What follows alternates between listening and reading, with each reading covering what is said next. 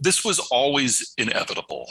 In any world where the United States is no longer banning war and is no longer regulating commerce in the way that we did during the Cold War and the post-Cold War period, the Russians were always going to go out and try to resecure what they see as the gateway invasion access corridors, places like the Polish Plain, the Bessarabian Gap, the Baltic Sea. They were always going to try to do this. What has changed is that the Russians are literally dying out.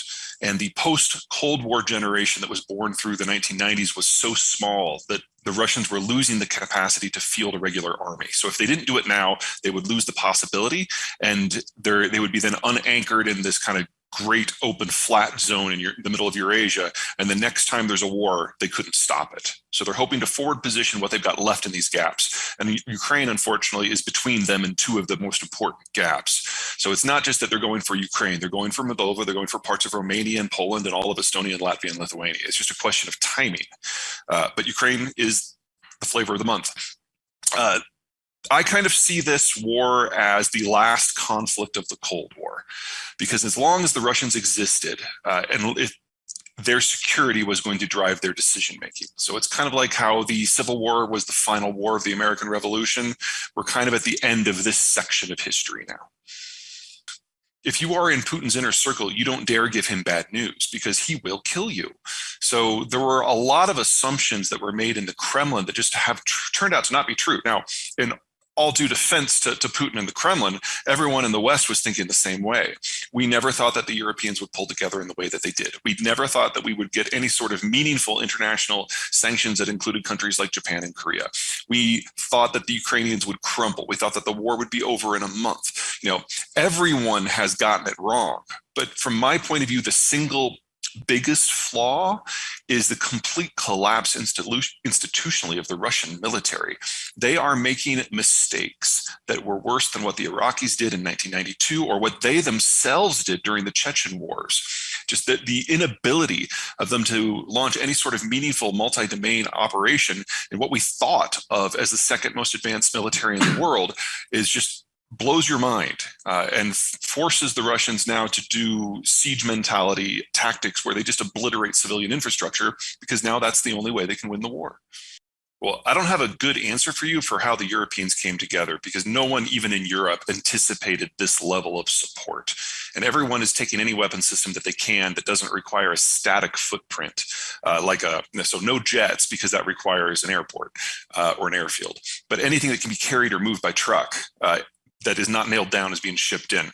And the reason originally was they wanted to give the Ukrainians a fighting chance. But I think it was the convoy that was north of Kiev, the 40-mile long one, that terrified Western leaders. Because we had this 40-mile convoy with thousands of vehicles that stalled out in a day because of lack of fuel, just horrible logistics. And then 2 days later, they ran out of food. And so all the soldiers had to get out and walk back to Belarus, just leaving their vehicles behind. Well, from a certain point of view, that's yay, the Russians are incompetent. But until you realize that if there ever was a direct conflict between Western and especially American forces and Russian forces on the battlefield, the Russians would be obliterated. That's a bad thing because it means that if Russia pushes through and captures all of Ukraine and then moves to its next stages, which are those gaps in Romania and Poland, for example, there will be a direct fight, and the Russians would be obliterated. And they would then face a simple choice. Do we go into a humiliating strategic withdrawal from which this country will never recover, or do we up the ante to include nukes?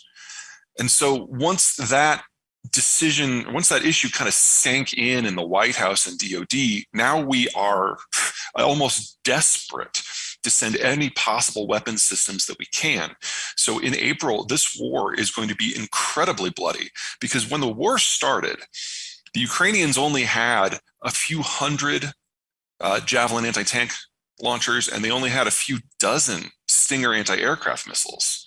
Well, that was before the Americans started supplying things in bulk. They're only now starting to arrive.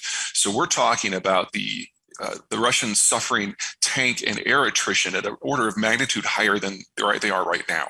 And this has gone from an issue, well, we need to slow the Russians and extract a cost, but we know we can't win, to a, if we don't win, we are really risking a nuclear conflict. So we have to do everything we can short of regular direct intervention to crush the entire Russian system as quickly as possible. So Ukraine is now the field upon which this will all be determined. Okay, so first, the splash that's in the news. Second, the stuff that's behind it that's actually more important. And then the third, what's coming. So the splash that's in the news is going after the oligarchs. In the 1990s, a group of people took advantage of the collapse of the Soviet system and grabbed assets for themselves by on any number of means.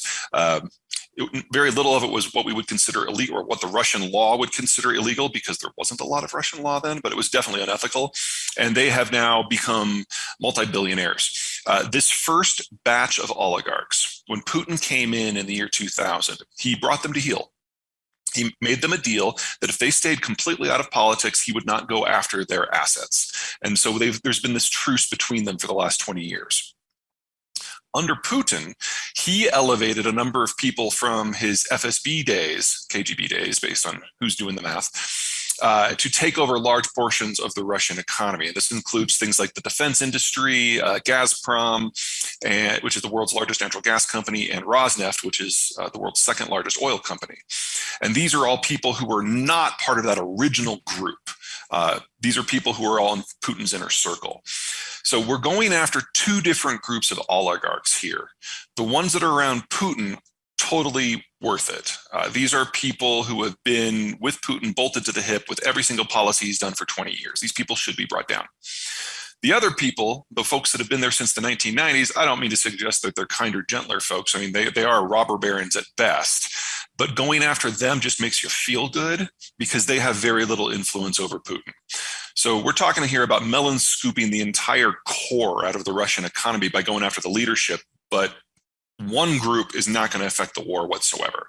And that's that first group in the 90s. They're the ones who have most of their assets overseas. So they're the ones who are actually vulnerable to what's going on. Now, behind that, we didn't just sanction a bunch of companies and people. We sanctioned the Russian central bank. And we don't think of how important a central bank is in systems because we always assume it's a neutral actor in the background that maybe messes around with interest rates and bond purchases, and that's about it. But they are the primary connectivity point between any economy and the rest of the world. One of the thousands reasons that I'm not a big fan of Bitcoin is it assumes that the central banks, A, will empower it, and B, will do nothing to impede it. And that's clearly not true. And in the case of the Russian central bank, they can no longer deal with any entity in any of these countries and access any currencies that are dollars, euros, yen, won, Australian dollars, Canadian dollars, Taiwanese dollars, and I'm sure I've met Swiss francs, and I'm sure I've left out a bunch. So anything that the bank tries to do anywhere cannot use any of those normal channels. And so among other things, that denied the Russians access to some 90% of their currency reserves. That means that when they sell oil, somebody has to physically do a transfer in a third party and fly the money into Moscow. This is not a tenable situation. We tried doing some version of this for Iran and it was crushing, but we've never done it to an economy this big or this holistically. And then what's coming?